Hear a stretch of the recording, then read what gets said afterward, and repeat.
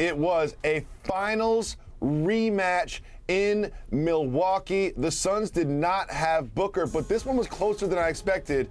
But it was not Giannis. Giannis didn't play that well, to be honest with you. It was Middleton that got them the win yesterday. So that loud noise you hear in the Eastern Conference is the defending champion Milwaukee Bucks stabilizing themselves. Recently, we've seen their big three each have 25 in the game. First time all year. Giannis, when you look at any other numbers of all of the MVP candidates, Giannis is right there.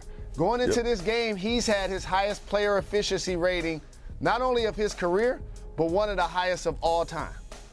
He's in foul trouble. Something else we haven't seen. Two players on the same squad have at least 16 points in the fourth quarter of a basketball game. Drew Holiday got going. He was struggling the entire game offensively. At the end of the third quarter, Coach Bud, he was talking about Giannis, he was talking about Middleton, and he said, I wouldn't be surprised if Drew got going this quarter. That's exactly what he said. And he got going.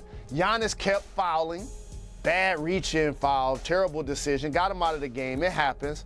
And then here comes Chris Middleton, right? Calm within the storm. 44 big points, 17, I believe, in the fourth.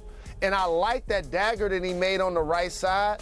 I know our guy friend of the show, Jay Crowder, wasn't happy about that, but you gotta let that one fly, just like he did, to put the nail in the coffin. And so you add Serge Ibaka. You hope to get Brook Lopez back. And now all of a sudden they have a lot of depth up front to go with Bobby Portis. They have height, they have versatility, and so while we're enamored, and rightfully so, by the pairing of James Harden and Joel Embiid and the intrigue of what the Nets might be, and obviously you got to pay respect to the Miami Heat because they've been flirting with the number one spot. But man, these Milwaukee Bucks seem to be hitting their stride at the right time. I have absolutely no idea who's going to win the Eastern Conference. I'd be lying if I said into a microphone I did, because there are 4 or 5 teams that I could see in the NBA Finals, which is going to make the Eastern Conference playoffs so exciting. But Jalen, in the Western Conference, the Joker, the stretch mark 5, MVP candidate, and without Jamal Murray, without Michael Porter Jr., he just keeps single-handedly taking this team to wins, and he's been doing it all season long, and yesterday was no different with the 46-point win. You nasty boy, you nasty.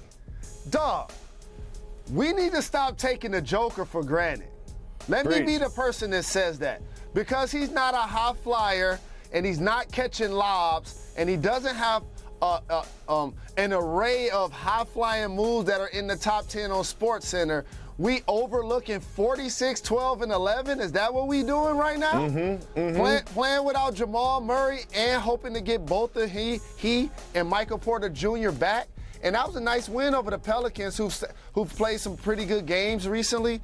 And so as the MVP race gets slotted, I want you to make sure when you look at Joel Embiid's numbers, they're going to be comparable to Giannis's and not as good as the Joker's. No. The difference right now in that odds to me is record. The Philadelphia 76ers seem to be ascending towards the number one spot, but you can't overlook the fact if Giannis' numbers are the same as Embiid's and his team has a better record, it's going to go down to the wire. But lastly, here's what I appreciate. The big man is back. I always tell you it's a tall man's game. It's a tall man's game. Giannis, 2-time regular season MVP. The Joker won it last year. Giannis won Finals MVP, Defensive Player of the Year. And Embiid is in pole position possibly to win MVP this year as well. This was just an absolute dominant performance from Jokic. We always talk about the Clippers. Well, what if they get Paul George and Kawhi back? We talk about the Nets. What if they get Ben Simmons and Kevin Durant and Kyrie's available? This isn't even a what if with Jamal Murray and Michael Porter Jr. This team with Jokic alone is enough to surprise you in the first or second round in a 7-game series. That's how well the Joker has been playing. And it is time to revisit the MVP conversation, because right now I might have Jokic as my number one because of the assist. When you put the numbers next to each other, when you look at Embiid's production and Giannis's production, Jokic he's got like 4 more assists a game. He changes the game. And the roster he has around him is not like the rosters that are around Antetokounmpo and Embiid. Jokic is doing it more himself. Thanks for watching ESPN on YouTube. For live streaming sports and premium content, subscribe to ESPN Plus right now.